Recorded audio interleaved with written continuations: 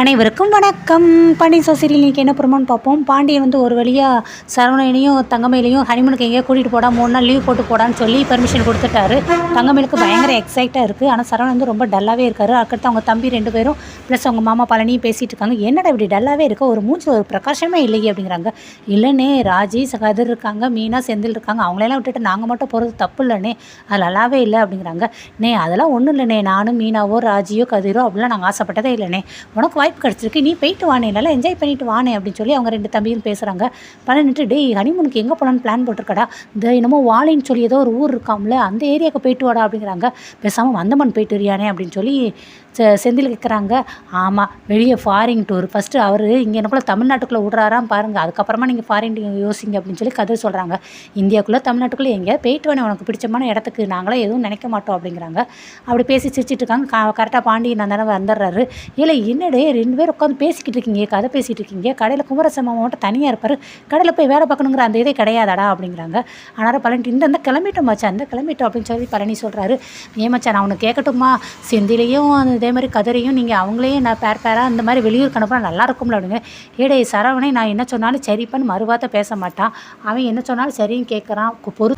காத்திருந்து நான் கல்யாணத்துக்கு பொண்ணு பார்க்குற வரைக்கும் வெயிட் பண்ணி கல்யாணம் பண்ணியிருக்கேன், அவனுக்காக நான் எதை வேணாலும் செய்வேன்டா. ஆனால் இவங்க பாரு என்னத்தை நான் சொல்கிறேன் கேட்காம, எனக்காக எதுவுமே ஒரு பெர்மிஷன் கூட கேட்காம அவங்களா கல்யாணம் பண்ணிட்டு வந்துட்டாங்க, வேணா அவன் பண்ணிட்டு அவங்களா கூட்டிகிட்டு போகிறாங்க, நான் எதுவும் எங்களுக்கு செய்ய மாட்டேன்டா அப்படின்னு பாண்டி வைராக்கியமாக பேசுகிறாரு. கதிர் வந்துட்டு இவர் ஒன்றும் எதுவும் அனுப்ப வேண்டாம், எங்களுக்கு தேவைன்னா நாங்களே அவங்கள கூட்டிகிட்டு போவோம், அது எங்களுக்கு தெரியும் எப்படி கூட்டிகிட்டு போகணுன்னு கதிர் பேசுகிறார். பார்த்தியாடா எப்படி பேசுகிறான்னு, இவங்களுக்காக போய் நீ பறிஞ்சு பேசிகிட்டு இருக்க, போடா கலங்கத்தில் கடையில் போய் வேலையை பாருங்கடா அப்படின்ட்டு அவர் பேர்றாரு. அதுக்கடுத்து திருப்பி வரும் கேட்காங்க. ஏன்னா உனக்கு வந்து மீனானியை கூட்டிகிட்டு எங்கே போகணுன்னு ஆசை அப்படிங்கிறாங்க. எனக்கு ஏதாவது ஒரு ஏரியா ஏதாவது ஒரு வெளியூருக்கு போகணுன்னு ஆசை தான் அப்படிங்கிறாங்க. ஏமாம்மா உனக்கு கல்யாணம் ஆனதுக்கப்புறம் நீ எங்கே ஹனிமூன் போகணுன்னு ஆசைப்பட்றேனே, டே அதெல்லாம் எங்கடா நடக்குன்னு அடைச்சி உள்ள மாமாண்ணே, எனக்கு ஹனிமூன் காஷ்மீர் போகணுன்னு ஆசைடா, ஆனால் கடைசியில் பார்த்தா காசி ராமேஸ்வரம் தான் போவேன் போலுக்கு, நான் எப்போ கல்யாணம் பண்ணி எப்போ ஹனிமூன் டூர் போய்.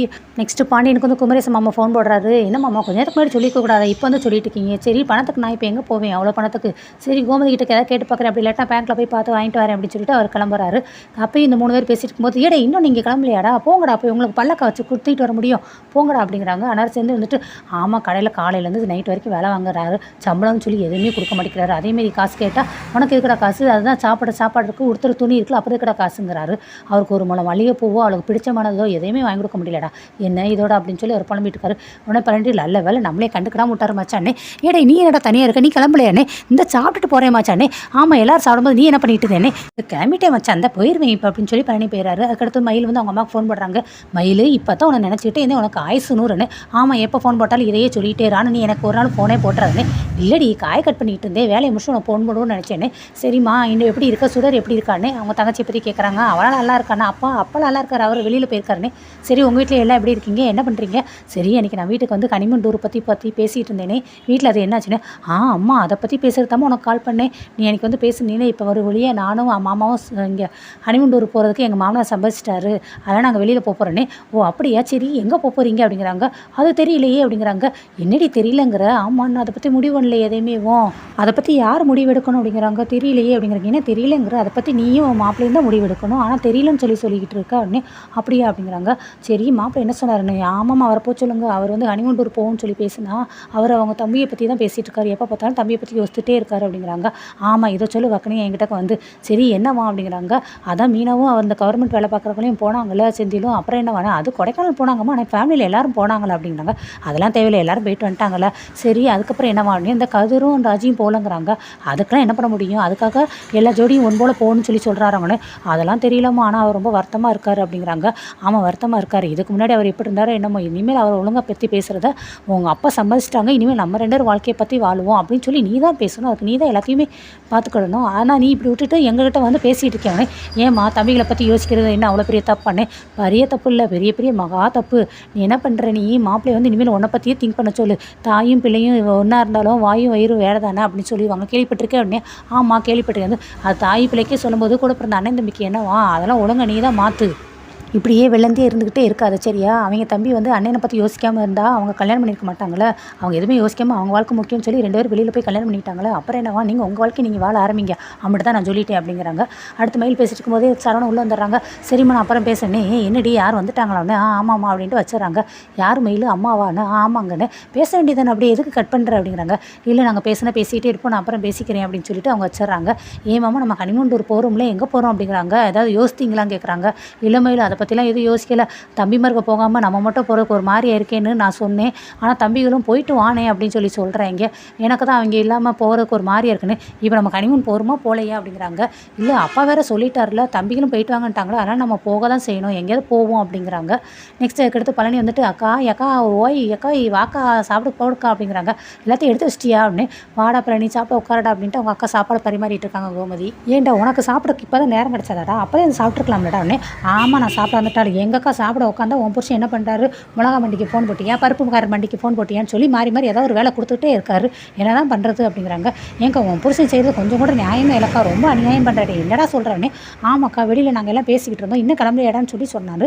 ஆனால் நான் கேட்டேன் சரவணையே தங்கமேலே அனுப்புறீங்களே இந்த மாதிரி கனிமூண்டு இருக்குது, இவங்களையும் அனுப்ப வேண்டியதானேன்னு சொல்லி சொன்னால் அவங்க முன்னாடியே சொல்கிறாங்க அவங்க இஷ்டத்துக்கு கல்யாணம் பண்ணுவாங்க, நான் ஹனிமூன் டூர் அனுப்ப முடியுமா, அதெல்லாம் முடியாதடாங்கிறாங்க.